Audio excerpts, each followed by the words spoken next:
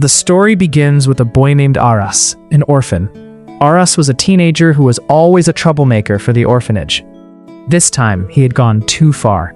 Because of his rebellious nature, the orphanage had narrowly escaped catching fire. The director of the orphanage, compelled by the situation, calls him into the office and demands an explanation. But Aras shows no fear.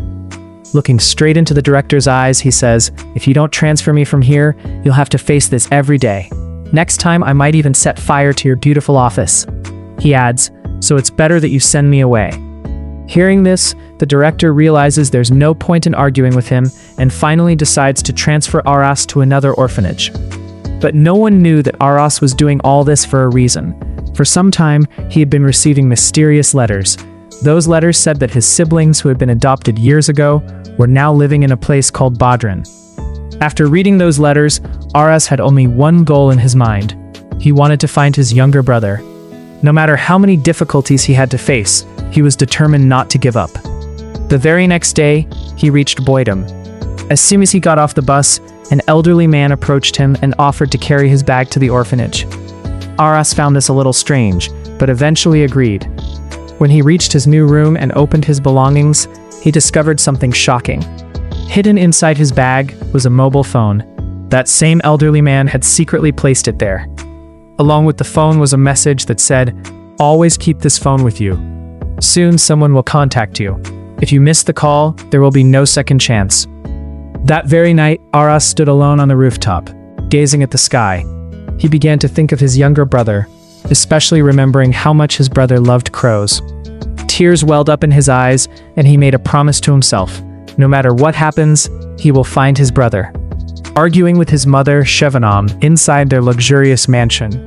The reason was simply that he had gotten a tattoo of a crow on his arm without anyone's permission. His mother warns him that his father will be furious when he sees it, but Taman just laughs. Then, in a bitter tone, he says, "Where is my father to even look at me?